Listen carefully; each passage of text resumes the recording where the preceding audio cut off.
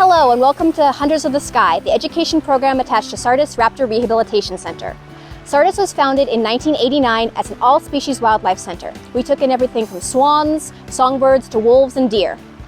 We practiced the 3 R's, what we like to call rescue, rehabilitation, and release. That was our main goal, getting injured animals back out to the wild. Now in 1995, we had a large influx of poisoned bald eagles. And it's very expensive. You have to pay for surgery to remove the poisoned food, medication, and lots of muscle training to get the birds back to their full strength from all the damage they've sustained. We went through a large portion of our budget in a small space of time. In order to keep our doors open, we had to specialize. We went from being an all-species wildlife center to just a raptor center. Now raptors, or birds of prey, are birds that hunt with their feet. Hawks, eagles, owls, and falcons. Those are the creatures that Sardis specializes in. And as I said before, our main goal is release back to the wild. Unfortunately, some animals sustain injuries that are just too severe and prevent them from surviving on their own. As long as they're comfortable around people, we make them education ambassadors, and those are some of the birds we're going to introduce to you today. All these birds have permanent injuries that prevent their release back into the wild, but can still live comfortably with people. And so we use them to teach people, to teach the public, about the wonderful animals that share our skies. So this is Haoki, our Harris hawk. Harris hawks are not native to the Northwest. They're actually desert birds. They're found down in Texas, Arizona, and down into Mexico itself. Haoki was a captive bred bird, bred to be a falconer's bird. Falconers are some of the only people in North America who are allowed to have captive birds of prey who are native. The only other ways you can have native birds are if you're a rehabilitator trying to get the bird back out to the wild, or if you're an educator and you have the bird for education, like we have with all of our birds. Now Haoki was a bit small to be a hunter, and so he didn't make a good falconry bird, and so instead of becoming a falconry bird, he ended up being an education bird. We purchased him to come live here at Sardis. Now Harris hawks are unique in the raptor world because they're actually very social. Most birds of prey are solitary. They live with their mate and chicks during breeding season, but are otherwise on their own. Harris hawks, by contrast, live in large flocks. They hunt together and raise their young together. Out in Arizona, it can get very, very hot, and so on warm days, they'll actually spread their wings and provide shade for their chicks, and they do hunt cooperatively. Now, a small bird like Haoki could only hunt something the size of maybe a robin or a rat, but working together, Harris hawks in the wild can take down jackrabbits, which is a very large desert hare. What they do is they scare the hare out of the bush, and as it takes off running across the desert, it's going to zigzag. Now, you see Haoki's nice long tail? In the bird world, your tail is your steering wheel and your brakes. The longer your tail is, the more maneuverable you are. So Harris hawks with that very long tail can turn on a dime. And as this rabbit is zigzagging across the desert, trying not to be dinner, the Harris hawks can zigzag after it. And they don't have the entire flock chase it at once. They'll have 1 or 2 kind of herding it, keeping it out in the open. And as their hawks get tired, they'll fall back and somebody else from the family will take over. And so they just tag team this rabbit until it's too tired to keep flying. You can see Haoki raising his wings, kind of catching a little bit of the breeze. Now, because Haoki is our only Harris hawk and they're very social, he's very attuned to the volunteers. He was raised around people, so he's very socialized human, and he kind of considers the volunteers his surrogate flock. Haoki will talk to us, croon to us, and he very much wants our attention. He actually still makes a very quiet chirping noise under his breath, which is Harris hawk baby noise. We think the reason he still makes it is because we're still here taking care of him, we provide him all the food he could want, and he doesn't have to hunt. Now, that's not to say that Haoki can't hunt. He's perfectly physically healthy, just too socialized to people to release. And so if a robin or something else were to sneak into his enclosure, he'll be more than capable of hunting it. You can see he's got those nice long toes, nice sharp talons. And while he's looking at his equipment, I want to make a note about his legs. Because Harris hawks are desert birds, they're built for the heat. You can see that his feathers stop at that upper joint there, and he's got very long, bare ankles. That's to help him keep cool. In the summers, when it gets very hot, Harris hawks can flush extra blood through the veins in their legs, and then the heat from that blood will dissipate through their skin. The cooler blood then recirculates through their body and cools the rest of the bird off. Kind of like the radiator in a car. These guys have their own built-in air conditioning system. Now, while he's looking at his equipment, might as well talk about equipment. All of our birds have standard falconry equipment. They have the alamars, or anklets around their legs, and then those long jesses, those leather straps that hang down and that are attached to the leash. This is actually for the bird's protection. Because our birds aren't safe to release into the wild, it would be dangerous for them if they got away from us. This keeps them safe, kind of like when you're walking a dog and you have them on a leash so they don't run out into traffic. Birds of prey have very strong legs because they hunt with their legs, and so as long as you have equipment on both legs, it's not going to hurt them if they get curious, fly around, or jump off the glove. You can see Haoki's held pretty close to his handler. All of our birds have their own comfort zone when they're on the glove. Some of them, like Haoki, a very socialized bird, want to be held close, they want to see what you're doing, and they're very curious about you. Others want to keep their distance, they want to be able to see around them, and just keep an eye on things. Now Haoki is 18, let's see, he was born in 1998, so he's actually 21 years old this year, which is pretty old for a Harris hawk. In the wild, these birds would live 15, maybe 18 years. But in captivity, without needing to hunt for his food, and without having to worry about growing old and slowing down, he could live to be into his 20s, even his 30s. But we have noticed a little bit around his beak, he's getting a few gray feathers here and there. He's starting to show his age, at least in looks, if not in personality. Now his name Haoki actually comes from a Lakota Sioux word Haoka, which means trickster or one who does things backwards. And we named him this because of his very social nature. As I said, he's very comfortable around the volunteers, he sees us as his surrogate flock, and he does interact with us. He's been known to rearrange not the decorations, but the decor, the furnishings in his enclosure, moving the branches and perches where he'd prefer. He'll also pick flowers that grow in his enclosure. And he likes to interact with us. We have to go in every day, provide him fresh food and water, which means lots of scrubbing, cleaning the feeding platforms, scrubbing out the water pans.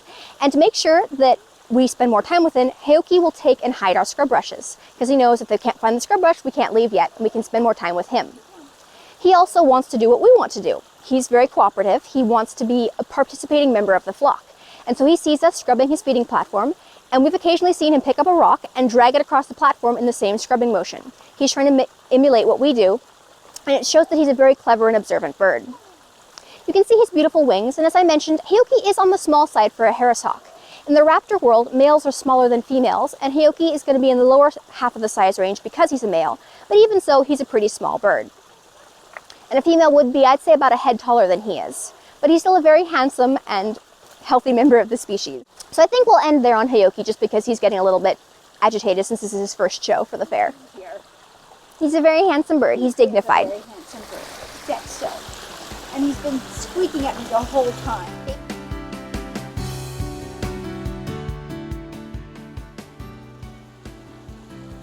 So this is Spot, our barred owl, and Spot is a local. Barred owls were originally found on the east coast, but over the years they worked their way westward through the forests of Canada and kind of introduced themselves to the region, and so they're now found all along the Pacific Northwest.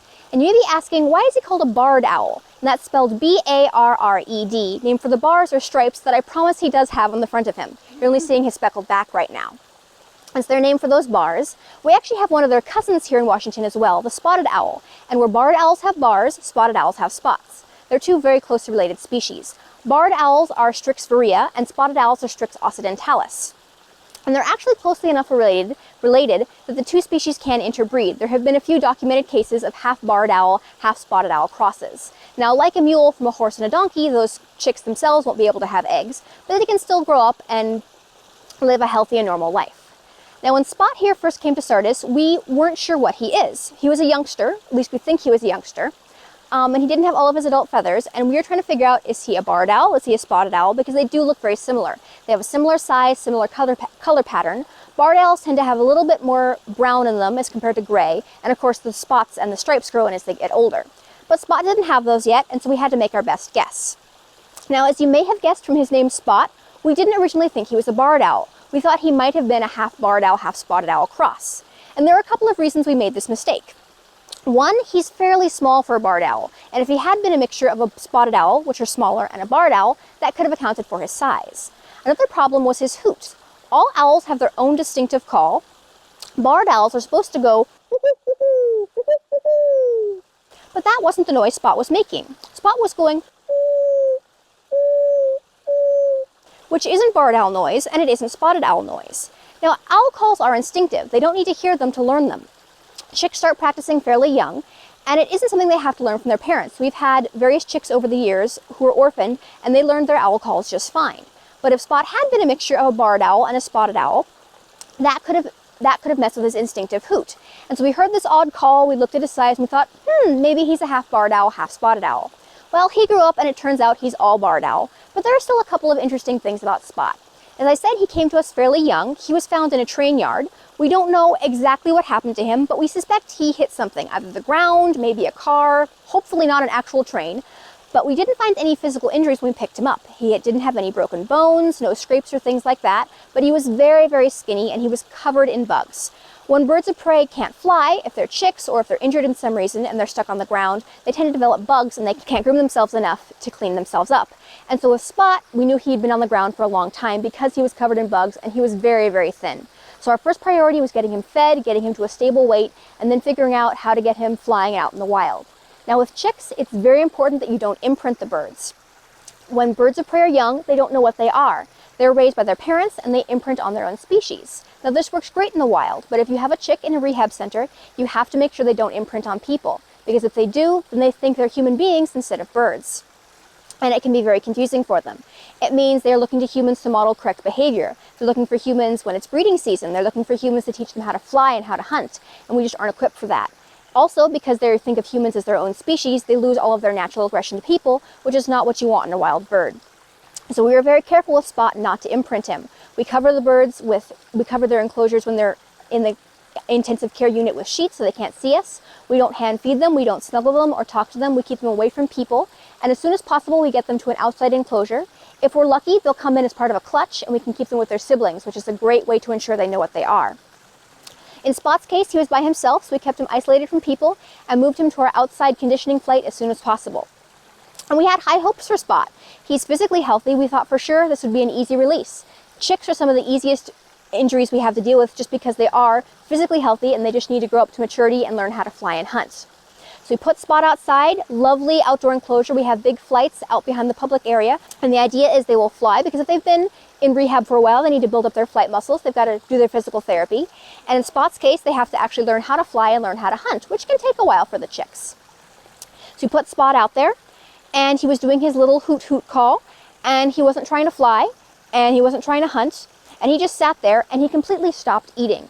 Now we monitor all of our birds' food intake because birds of prey don't want to show you when they're not feeling well. They don't want to show that vulnerability because in the wild that could make them a target for predators. And so they're going to go, I'm fine, I'm healthy, but if they're not eating, it means something's wrong. So we brought him inside, checked him over, make sure he hadn't hurt himself, make sure nothing in the enclosure was falling down or scaring him, and got him eating well in the clinic, figured out what his favorite foods were. We feed our birds a variety of foods. We have chickens that are donated from a local farmer that we feed more or less whole. We gut them and cut the feet off, but we leave on the feathers and we leave in the organs, like the hearts and the lungs. And we also purchase rats to the tune of, I think, about $6,000 a month for all of our birds because we feed about 45 pounds of food a day. And so some birds prefer chicken because they're bird eaters. Some birds prefer rats because they're mammal eaters. In Spot's case, rats were the way to go, since barred owls hunt for small rodents like mice and voles. Got him eating well in the clinic, moved him back outside, and he promptly stopped eating again. And we did this a couple of times, moving him back and forth from the clinic, the intensive care unit, out to the wild flight, and he just would not eat when he was outside. We suspect that Spot has some kind of head injury that he received when he fell out of his nest as a youngster. And because of that, he doesn't have all of his correct instincts. That would be why he doesn't hoot correctly. It would be why he wasn't eating when he was outside. So unfortunately, even though he's physically healthy, Spot doesn't have the instincts to survive in the wild, and so we made him an education bird instead. Now since then, we have successfully transitioned Spot to an outdoor enclosure, but it took us years to get him to do that. And he has actually since learned how to hoot like a barred owl, but that took about 3 years, and he needed to learn from another barred owl. We have another permanent resident barred owl, Clove, and Clove hoots up a storm. And over years and years of listening to Clove hoot, Spot finally learned how to answer back, and he can do the full barred owl call, although he rarely does. It took him also 3 years to learn how to fly. And for reference, barred owls should learn how to fly in about, I think it's about 2 weeks when they start fledging and they start actually trying to fly. And again, it took Spot much longer. But he's a physically healthy bird, and he's one of our calmest education birds. He's very comfortable standing very close to his handler. In the wild, barred owls perch standing right next to the trunks of trees, and so Spot treats his handler like a tree trunk, and he'll stand right next to you and be very calm. When we go to the fairs, we're always not sure the very first time we bring a bird out if they're going to be comfortable around people. We can test them all we want with the volunteers, but you never know how they're going to react to the public. The very first fair we brought Spot to, we were stationed next to the arena, and we were really worried about rodeo night when they have all the loud noises and the sirens, and there was a truck rally going on. And we looked over at Spot. They had a demolition derby going, and he slept through the whole thing. He's a very calm bird. It makes him a very good education ambassador. Now let's have some interesting facts about owls. Owls are nocturnal. This means they hunt at night, and owls are specialized for this darkness hunting. They have very large eyes that allow them to take in the maximum amount of light possible. In fact, owl eyes are so large, they touch inside their heads. They have a bony ring around each eye, which secures them in place, so they can't actually move their eyes from side to side. This means that in order to look around, owls have to move their entire heads. Now, owls can turn their heads 270 degrees in each direction. That's the equivalent of about 3/4 of a circle, so not all the way around, but pretty far. And the reason they can do this is because they have more bones in their neck than we do. You and I have 7 bones in our neck. Owls like Spot have 14 bones, so that gives them a lot more flexibility. Owls also have excellent hearing. Their ears are lopsided, so where you and I have one ear at the same spot on each side of our head, owls have one ear higher up on their skulls and one ear farther back. This means that they can hear in 3D. They can tell if a sound is coming from in front of them, behind them, from the left or right, and even how high off the ground it is. And the acuity of their hearing varies by species. One of the best would be the barn owl, not to be confused with barred owls. Barn owls, B-A-R-N, are another kind of owl we have here in Washington State. They have a kind of creamy white stomach and a speckled cinnamon brown and gray back. They're beautiful owls with a distinctive heart-shaped facial disc. Barn owls can catch a mouse in complete darkness. There was someone who had a falconry bird, and they put the bird in a completely dark room, no source of light, with a mouse, and the owl used hearing alone to do the hunt. So they have amazing ears. Owls also have silent flight, because if you want to hear your prey, you don't want to make too much noise yourself. And if you're hunting in the darkness, whatever you're chasing is also going to have good hearing, and you want to be able to sneak up on it. So owls have a very soft outline. You can see they're much rounder than hawks and eagles. And that helps them blend in, helps them kind of muffle their sound as they fly. They have very broad wings, which slows their flight down. And they actually have a ragged leading edge to their primary feathers. And that ragged edge kind of breaks up the air currents and really does make them silent flyers. Again, tests were done with barn owls, another owl here in Washington State, where they had these very strong microphones set up to detect the sound of the owls flying over. And they flew the owls over the microphone and couldn't detect a thing, even though they were flying directly overhead. Now, all owls also have a facial disc. It's a ring of feathers around their eyes, and that helps them actually with their hearing. They can change the shape of that facial disc, laying the feathers flat or putting them straight out to the side to funnel sound to their ears and pinpoint exactly where a sound is coming from. Owls also have a different toe pattern than hawks and eagles. Where hawks and eagles have 3 toes in the front of their foot and 1 toe in back, that way they can grab with the front 3 toes and stab with the back toe, the hallux, to do their killing, owls have a 2 and 2 toe pattern. This gives them a more stable grip because owls are more likely to squeeze their prey or to bite it to finish it off rather than killing with their talons. And so the owl toe pattern is called zygodactyl, and the 3 and 1 toe pattern is called polydactyl. So just a different toe pattern for a different kind of bird. Owls also have feathering all the way down to the tips of their toes. This provides them, one, with warmth for hunting at night when it's colder, and also with protection from rodent bites, because it makes their skin a little bit slipperier when the rodent bites down, because you really don't want your dinner biting you back. So that's Spot, our barred owl. We'll send him back and bring out our next bird, introduce our next bird to you. You can see he's standing very close to his handler, kind of watching what's going around, but he's pretty calm and relaxed.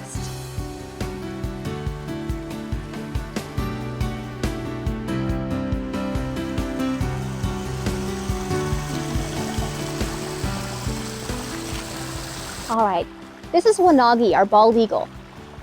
Now, Winagi came to us as a very young chick. He was in a nest by the side of a man-made lake, and unfortunately they raised the level of the lake water.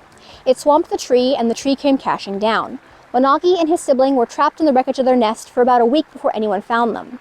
Now, when eagles fall out of the nest at that young an age, there's nothing their parents can do to protect them. There are just too many predators. It's too hard to raise a chick on the ground. And so he and his sibling were alone in their nest, uncared for a full week, and they were very badly injured. They were rushed to our center as soon as we found them. Unfortunately, Winagi's sibling didn't make it. They died in transit to the center, and that's why his name is Winagi. It means ghost or spirit of the eagle, and we named him in honor of his sibling. Now, when Winagi first came to us, he was in pretty bad shape. He had a compound wing fracture of his left wing. That means the bone was actually sticking out of the skin. And when bone is exposed to air, it dies. And so he had an inch of dead bone sticking out of his skin. We had to trim that off and pin it as best we could and hope for the best. Because Winagi was so young, he was still laying down calcium, and he was very lucky. The bone actually regrew that missing inch, and the 2 sides connected, and x-ray showed that it was straight. We had high hopes that Winagi would be a releasable bird. We made sure not to imprint him. We kept him away from people, made sure that he knew he was an eagle, and as soon as possible, we put him in our eagle flight. This is a long 100-foot enclosure.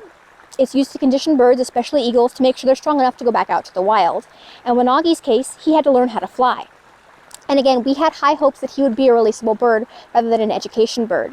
And so he got out into the enclosure, he stretched out his wings, and he took off, and he flopped as hard as he could, and he went about 20 feet. It's like, okay, that's not bad for a first try.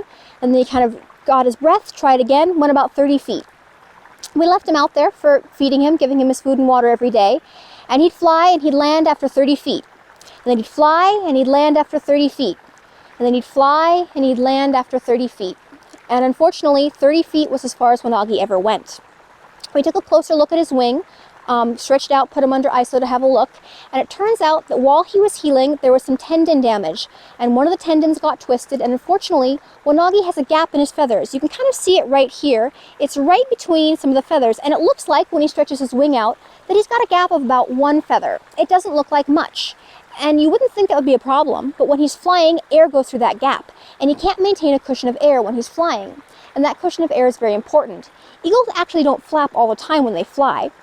They flap to get airborne, and then they soar on that cushion of air. And Winagi can't soar. And so after 30 feet, he's exhausted because he has to flap constantly to stay upright. And unfortunately, that means that Winagi is grounded. He'll never be a releasable bird because with only 30 feet of flight distance, he can't hunt for himself, he can't get away from predators, and he wouldn't be able to survive on his own. So at that point, when we realized that he was going to be a permanent resident, we transitioned him into our education program, and he's been the star of Hunters of the Sky ever since. Now, Winagi was just a chick when we got him back in 1998. He's 21 years old this year. Actually, no, he's 23 years old this year, if I've got my math correct. And we got to watch him grow up. Now, when eagles are first born, they look very different. They're all brown from the tip of their head all the way down to their toes. They have yellow on their toes and the very tip of their beak, but their head is brown, their tail is brown, their eyes are brown, and most of their beak is brown as well. And as they age, they grow up and they get their adult plumage. At about 3 to 5 years of age, they start to change. They start molting in white head and tail feathers, their eyes start to lighten, and their beak starts to change color starting at the cere, where their nostrils are. By the time they're between 5 and 7 years old, they're fully adult, they have their white head and tail, their beautiful golden eyes, and their yellow beak, and they're ready to take a mate and start raising chicks. And I mentioned molting. Every year, birds lose their old feathers and grow in new ones, because if you've broken a feather during the year, you want to make sure you have a good, healthy set. And so every year they drop their old feathers and grow in new ones, and they replace them a few at a time, symmetrically. That way if they lose a feather on one side, that doesn't make them lopsided when they're flying, because that can make a big difference in the pattern of your flight. Now we have to collect all the feathers that our birds molt and send them to the Feather Repository in Colorado. All native birds are protected under the Migratory Bird Treaty Act, and bald and golden eagles are also protected under the Bald and Golden Eagle Act. This makes it illegal to possess any part of them, even including shed feathers. Because the thing is, you can't tell if a feather was dropped by the bird naturally during the molting process or if it was yanked out, and so it was better just to make them all illegal so people wouldn't take the birds for their feathers. The only exception to this is for Native Americans. Because feathers are such an important part of their cultural heritage, they're the only ones allowed to have native bird feathers. And so that's where the feathers in the Feather Repository go. Native Americans write in and will go, I need a feather for such and such reason, and the feathers get sent out to them. Now, Winagi is a bald eagle. Bald eagles are the symbol of America. They are protected under many, many different laws. The Endangered Species Act protected them for a while. And as I said, the Migratory Bird Treaty Act and the Bald and Golden Eagle Act. And their numbers are doing wonderfully well. Washington State has I think it's the second highest population of bald eagles of any of the states. And they're doing tremendously well. They're off the endangered species list. But back many years ago, this was not the case. We actually thought for a while that we would lose the bald eagle, we would lose our national bird. At one point we had fewer than 400 mated pairs in the entire lower 48 states. That's not a lot of eagles. Part of the problem was that people thought they were nuisance birds. They tend to hang out around calving grounds, and farmers were under the impression that the eagles were hunting their calves. What the eagles were actually after was the afterbirth. A newborn calf would be way too big for a bald eagle to catch. These guys weigh between 7 and 14 pounds, and they can only carry up to their own body weight. And so an eagle like Winagi, he's about an 8-pound bird, could carry up to an 8-pound animal, but would be actually much more comfortable carrying about half his body weight, maybe a 4-pound fish. Now, bald eagles do specialize in fish. They're part of the sea eagle family, whereas golden eagles are part of the booted or true eagle family. And bald eagles do love water, they love hunting for fish, and they have a lot of specialized adaptations to help them with this. One, they have kind of a rough, scaly pattern on the bottom of their feet. This increases their grip, makes it easier for them to hold on to slippery fish. They also have a ratchet system in their talons. And what that means is once they've locked on full pressure, they don't release until they relax. Now, bald eagles can exert up to 200 pounds per square inch of squeezing pressure with their talons. Golden eagles can do 300 pounds per square inch of squeezing pressure. Now, this leather glove is on my arm is for Winagi to stand on. Keeps my arms safe from his sharp talons and gives him a better grip rather than having to stand on my shirt, but it doesn't at all protect me from the strength of Winagi's talons. If something were to frighten him, or if he were to get incredibly angry with me and he squeezed down full pressure, he would be more than capable of breaking my arm. So again, you have to have that bond of trust between bird and handler. I have to trust him not to squeeze down very hard, not to get agitated and to attack, and he has to trust me to keep him safe from all the things that he can't see. Because you may notice Winagi's left eye, the one facing out towards you, looks a little bit different. We're not entirely sure what happened to his left eye, but after he'd been here for a couple of years, we noticed it was getting a little bit clouded. Our best guess is his roommate at the time flew a little bit too close and scratched his eye with a feather. And unfortunately, we weren't able to clear it up fast enough with antibiotics. We had a choice. We could either do surgery to remove the infection entirely, or we could let him go blind naturally, just using medication to make sure the infection didn't spread any farther. We elected to let him go blind naturally so he didn't have to wake up from surgery half blind, and he's adjusted fairly well to the change. But that does mean he lacks some depth perception, and when he's on the glove like this, he can't see anybody on that side of him. And so he has to trust me not to let anybody scary sneak up on him. And you can see Winagi has a very sharp beak. The upper part of the eagle's beak is actually sharpened to cut through fish scales. They also have that overhang on their eyes, that brow ridge, to help cut through the glare on water so they can see the fish swimming below the surface. Now, bald eagles in the wild can live 25, 30 years, but again, in captivity, eagle lifespans and natural bird lifespans are extended because they don't have to worry about hunting as they age. And so Winagi here at 23 years old is actually middle-aged for a captive living bald eagle. We expect him to live into his 30s, 40s, hopefully even 50s. Now, Winagi has been at Sardis for a very long time, and as I said, we got to watch him grow up, and so we've got to learn a lot about his personality. He knows he's the star of the show. He's a very proud bird, but he does have some fun quirks. Bald eagles love water, and he has a very large pool that he likes to bathe in, especially on hot days. And when he first came to Sardis, we actually put, as a joke, a rubber duck in his pool just so he had something to entertain himself with. Enrichment is very important for these birds when they're living in captivity because they are in smaller enclosures than the great outdoors. We want to make sure they have a fun and interesting time, that they're actually enjoying their time here at Sardis. We thought the duck would just be something interesting, a novelty in the pool for Winagi to look at. Well, it turns out he now thinks that pools have to have rubber ducks in them. And so he won't actually use the pool unless we bring a duck for him. He thinks that's an important part of his enrichment for going in the water. He's also a very picky bird. As I said, we feed our birds chicken and rats, but we also get donations of fish sometimes. And because bald eagles are salmon eaters, we're very happy to feed the birds fish. And we made the mistake one year of giving Winagi a donation of Copper River salmon. Now, this is the high quality, the good stuff, the very yummy salmon. And don't ever let anybody tell you that a bald eagle can't taste. Winagi can tell the difference. For years afterward, he would not touch any other donations of salmon that weren't Copper River salmon. He was holding out for the good stuff. He's finally decided that as long as it's relatively fresh, non-Copper River salmon will do, but he does have his preferences. Now, bald eagles can have between a 6.5 to an 8-foot wingspan. It's larger on females because they're the larger birds. Winagi has about a 7-foot wingspan, as he's pretty small for a male bald eagle. And hopefully he'll let me show off his beautiful wings. Gonna show off Winagi? There we go. He doesn't have them all the way spread out, but you can see he's got all of his feathers, that gap on the left wing, and he's doing very well. Hi. There we go. There we go. As you can see his nice long feathers, and he's showing off his long wingspan. Now again, bald eagles use their wings to soar. They'll glide on thermals and fly through the air, so they don't expend as much energy once they've gotten up into the air. Now, as I said, at 5 to 7 years old, bald eagles reach maturity. At that point, they take a mate. Like many birds of prey, bald eagles mate for life, and they come back to the same nest site year after year. And they'll add on to that nest site, making adjustments, making the nest larger, and this can result in some very large nests. The largest nest on record was 18 feet deep, so it was 18 feet from top to bottom. It was 9 feet wide, and it weighed over 3 tons. Now, Winagi's nest wasn't quite that large, but you can imagine if it was a very old nest, generations of bald eagles using it, how a nest like that would overbalance a tree when the roots were undermined. And that's why Winagi's tree fell down when the lake water was raised.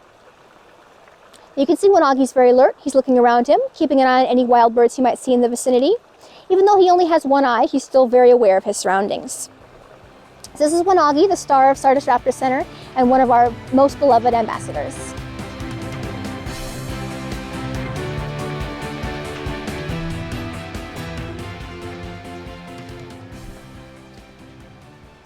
So, I thought you did an awesome job. I've learned so much. I was saying you're like an encyclopedia.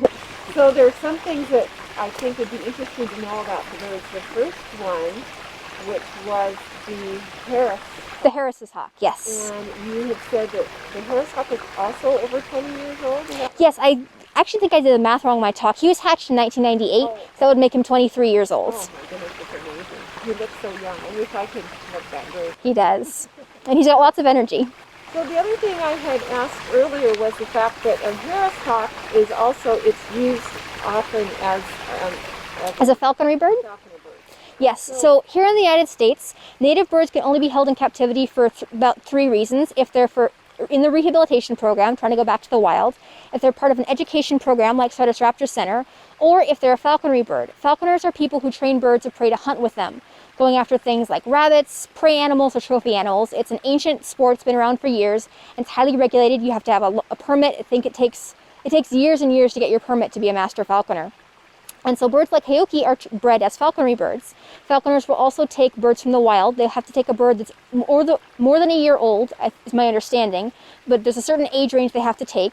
And they're young birds, so they're old enough that they know they're birds of prey. They're not imprinted on humans, but they're young enough they're still learning how to hunt. And those first few years for birds can be a little bit tricky. I know with bald eagles, only 50% of the bald eagles survive their first year, because once they're on their own, their parents aren't hunting for them, they're relying on themselves to hunt. On average, birds of prey are successful about 1 in 10 attempts to catch prey. That's a lot of wasted energy if you don't get any food out of it. And so when falconers take these young birds from the wild, they have them hunting with them, trained to hunt. And so even if the bird misses and isn't successful in hunting, they can get another chance, and the falconer will give them food if they didn't get it themselves. And so it gives these birds kind of a buffer. While they're still learning, they can fine-tune their skills without having to worry about starving, and then the falconers release them a few years later. Or they'll take birds like Haoki, who've been bred in captivity, who are not to be released because they're too socialized to people, and they'll train those birds to hunt with them or to do education shows and things like that. And again, Haoki was supposed to be a falconer's bird, but he's very small for a Harris hawk, and they just didn't think that he'd make a good falconry bird for that reason. But he makes an excellent education bird instead. Thank you. So with the barred owl, you had mentioned that the skeleton was similar to a raptor, I think. Yes, so owls look very different from hawks and eagles, but they have a very similar skeleton underneath their feathers. The feathers are just kind of layered on each other in such a way that the owl looks much rounder. But they are all raptors. Hawks, eagles, owls, and falcons are all different kinds of raptors. I was told that a raptor is a bird that hunts with their feet. Now, raptors also include vultures, which are generally not hunters, they're scavengers.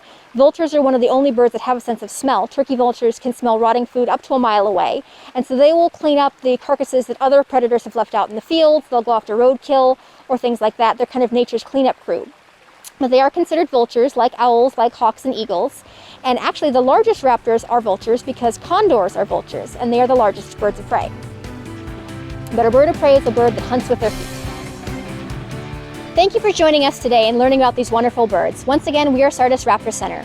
We specialize in rehabilitating injured birds of prey and getting them back out to the wild. If you enjoyed the birds you saw today and want to see more of them, we do have a great number of permanent residents who spend all their time here at Sardis, and we are open to the public for tours on Saturdays from 11 to 4. It's by donation, so feel free to stop by and meet these wonderful birds in their natural environment. Thank you, and thank you for joining us.